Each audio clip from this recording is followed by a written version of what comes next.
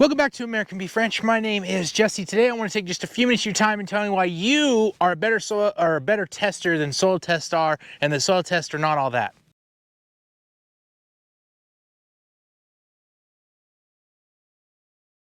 Like I said, welcome back. This is American Beef Ranch. My name's Jesse. We do regenerative ag, soil, all sorts of fun stuff. And today I'm here to tell you why your soil test probably sucks.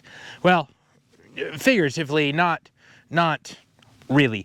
So in reality, the ugly truth, and we'll get right to the point, the ugly truth about soil testing is that first off, the soil tests only show you half of your soil.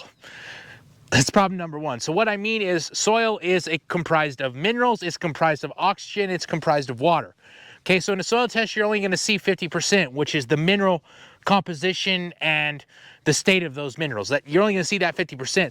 The 25% water, 25% oxygen that's in really, really healthy soil, you're not going to see that in a soil test.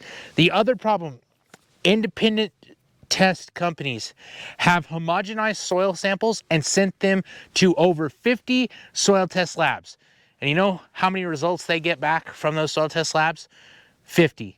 There's not one that comes back exactly like another because of several factors.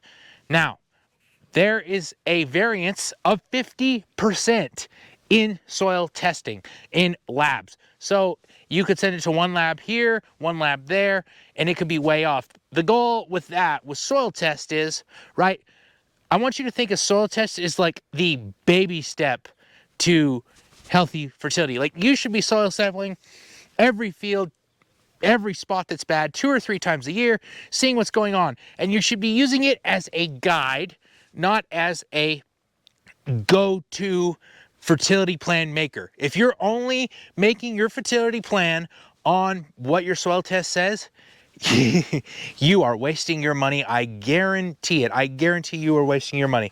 The other thing a lot of people don't know is that certain minerals will manipulate and cause false soil tests. So a pH and salts and calcium and magnesium can get in there and they can all work together and they can actually manipulate and change the soil test and show you something that's not right. Like it can lower pH. Like for we have high pH in this area. If you have too much of some minerals in there, it can lower the pH in the soil test, but in reality, like the pH is way higher than that. And those are things you need to understand. And in reality, a farmer is the original artificial intelligence. You always are taking in data, learning them from it, and reapplying it to the next year or to the next crop, to the next situation. You as a farmer have the ability to know more about your soil by testing things yourself than a soil lab can tell you in Nebraska or Idaho or Iowa or all over the country. You know, soil tests and soil labs, like just your basic standard soil test, honestly doesn't tell you a whole lot. Like it could show some things. And in that matter, a tissue test can tell you and show you that you have problems. Like if you take tissue test of this corn behind me, because this corn should be 10 foot tall, we have a problem here. If you take a tissue test, it's going to show it's deficient in a couple of things, not nitrogen, but phos and a few other little micro minerals. But the problem is, as we applied plenty of those, we know that they're there. They are not getting to the plant. And it goes back to the same thing. If you have tools like a soil penetrometer, put a penetrometer in the ground here, the ground is really hard.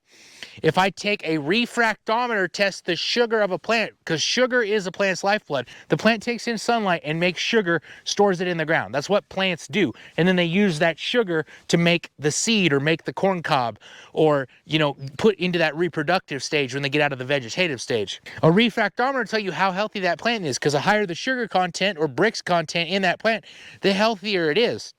Okay, and then you have an EC meter. An EC meter will give you the heartbeat of the soil. As a farmer, you should have those tools with you at all times, and once a week at least, you should be checking your soil condition, the heartbeat of the soil, and the health of that crop or the brick sugar of that crop, because those 3 items will tell you more than a soil test ever could. What I hope you take away from today is that, look, you have the power to truly change your soil by buying a few tools. Spend $500 and get some good tools.